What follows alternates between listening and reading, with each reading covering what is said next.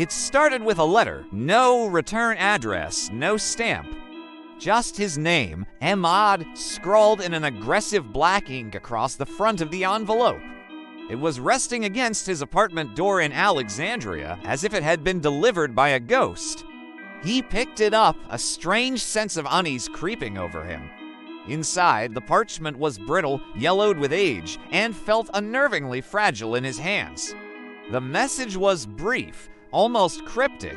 You are cordially invited to inherit the estate of your late uncle, Dr. Youssef al-Masri. The house awaits. Come alone. Ahmad stood there, confused. He had no uncle named Youssef. His family tree was small, pruned by time, and he was certain he knew every branch. Yet the letter felt alive. It wasn't just paper and ink. It pulsed with an invisible energy, a strange, magnetic pull that he couldn't ignore. The address was for a remote area in the countryside near El Mansoura, a place he'd only heard of in passing. Against his better judgment, he decided to go. Something deep inside him, a whisper of forgotten ancestry perhaps, compelled him. He packed a small bag, a camera to document whatever he found, a heavy-duty flashlight, and his trusty voice recorder. He told no one where he was going. An invitation that arrives by unseen hands is a secret best kept to oneself. The journey was long, taking him from the bustling streets of Alexandria to the quiet, unsettling stillness of the countryside. And then he saw it. The house didn't just stand on the land. It looked like a wound gouged into the earth. 3 stories of crumbling, dark stone with windows that stared out like the blind, milky eyes of a corpse. Ivy, thick as a man's arm, strangled the walls in a suffocating embrace, its dark leaves obscuring whatever life was left in the stone beneath. As he approached, the rusted iron gate, which looked like it hadn't moved in a century, groaned open on its own, a mournful, metallic sigh. Ahmad hesitated for a moment, his heart hammering against his ribs. Before stepping onto the property, the air immediately changed. It became thick, heavy, saturated with the smell of decay and a profound, bottomless silence that seemed to swallow all sound. He pushed open the heavy wooden door and stepped inside. It was like walking into a photograph from another era. Everything was preserved in a thick, gray coat of dust. Ornate, heavy furniture huddled under white sheets like sleeping ghosts. Portraits hung on the walls, their painted eyes seeming to track his every move. A grandfather clock stood silent in the corner, its pendulum still. But then he heard it, a soft, rhythmic tick. Tock, tick, tock. He looked closer. The hands weren't moving. The house smelled of old books, of damp and dust, and something else. Something faintly metallic and coppery, like old blood. His explorer's curiosity overcame his fear. He found the study first. The shelves were crammed with books that made his skin crawl. Tomes on necropsy, detailed anatomical drawings of the dead. Manuals on demonology filled with frightening sigils and incantations. And ancient Egyptian rites describing rituals long forgotten by the modern world. On the massive oak desk, a leather-bound journal lay open. The handwriting inside was frantic, a desperate scrawl of a mind on the edge. He read the last entry. The house is alive. It feeds on memory. It knows I'm trying to leave. A cold dread trickled down his spine. Whose journal was this? His supposed uncle's. As night fell, the house shed its quiet, dusty skin and revealed something far more sinister. Ahmad, determined to capture whatever was happening, set up his camera on a tripod in the main hall, its lens pointed down the long, dark corridor. He switched on his voice recorder, his own voice sounding small and fragile in the oppressive silence. October 8th. It's midnight. I'm alone in the house. I can't shake the feeling. The house is watching me. And then it began. Whispers. They started so softly he thought he was imagining them. Faint murmurs slithering from the corners of the room. A child's voice, humming a broken lullaby. Then, the sound of a woman sobbing, a sound of pure, inconsolable grief that seemed to come from inside the walls themselves. It was followed by laughter, a low, guttural, inhuman sound that vibrated through the floorboards and chilled him to the bone.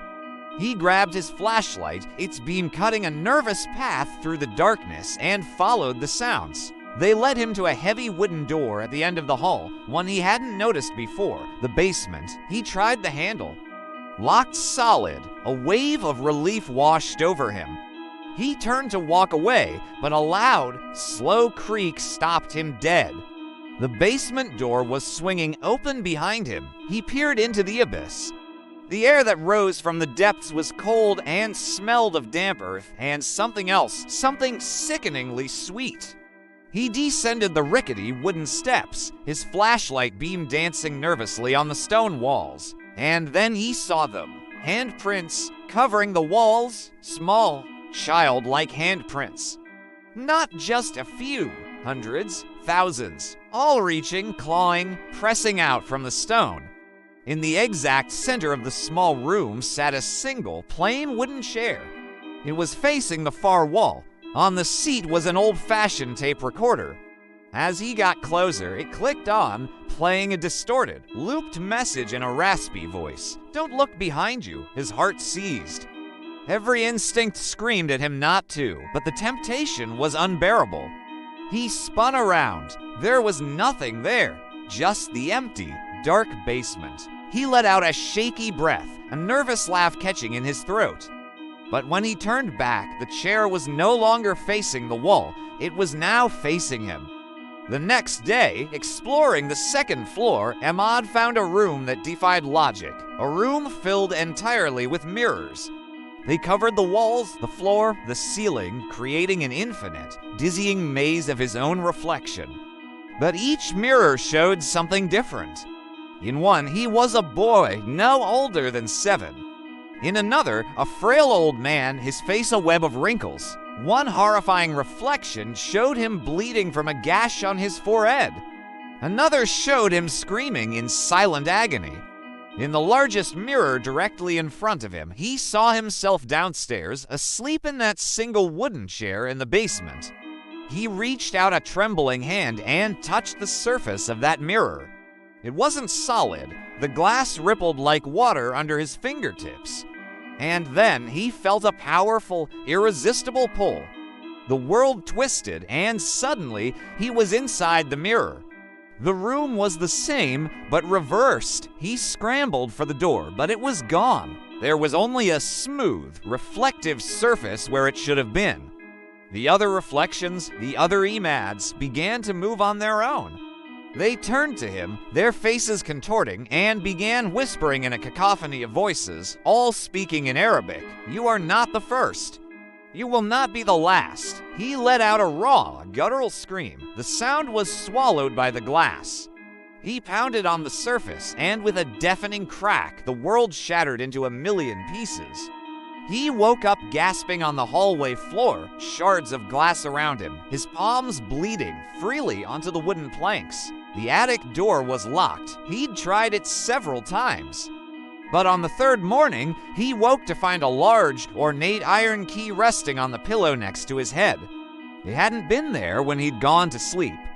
With a sense of grim inevitability, he took the key and climbed the narrow stairs to the attic. The lock turned with a satisfying click. The air that hit him was stale and smelled of forgotten childhoods. He stepped inside. It was a nursery. Dust-covered toys were scattered across the floor. A mobile, shaped like faded stars, and a crescent moon spun slowly, lazily, despite the complete stillness of the air. In the far corner of the room sat a wooden crib. Inside, he could see a small bundle of cloth. He walked over, his footsteps echoing in the silence. He reached in and unwrapped the bundle. It was a doll, a grotesque, handmade thing.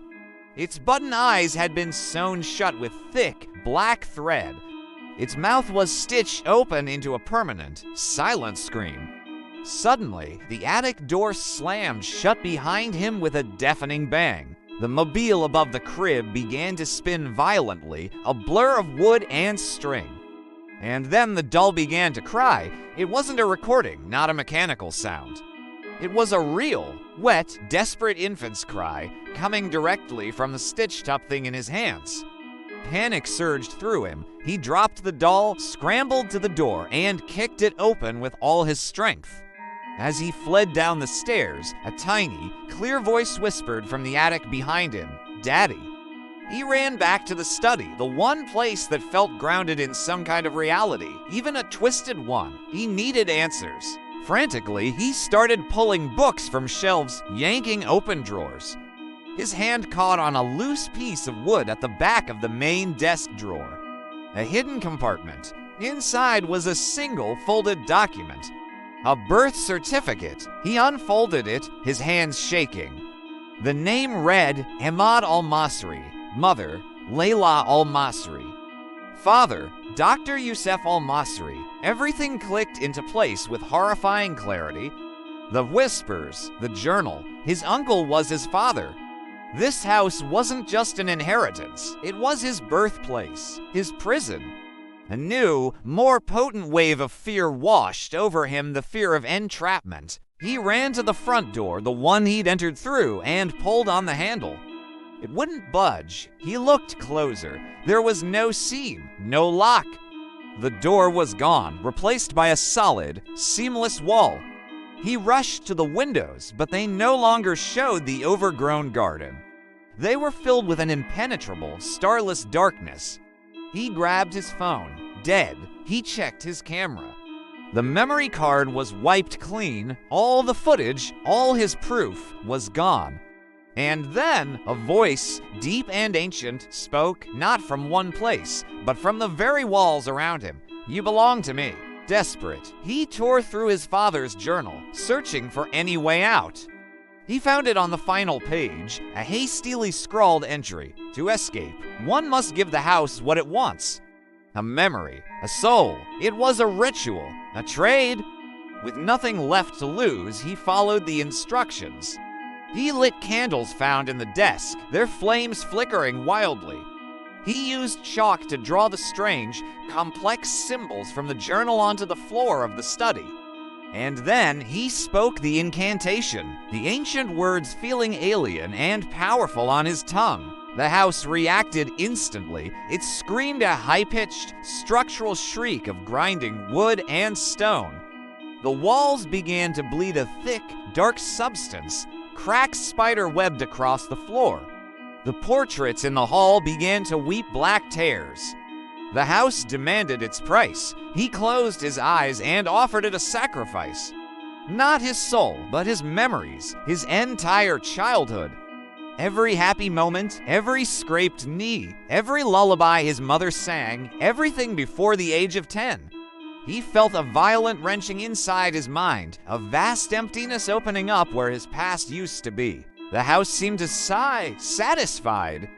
The screaming stopped, the bleeding walls dried. And the front door reappeared. He didn't hesitate. He ran, not daring to look back, bursting out into the fresh night air and sprinting away from the monstrous place that had tried to consume him. Back in Alexandria, Ahmad tried to piece his life back together, but he was different. He was a man with no childhood.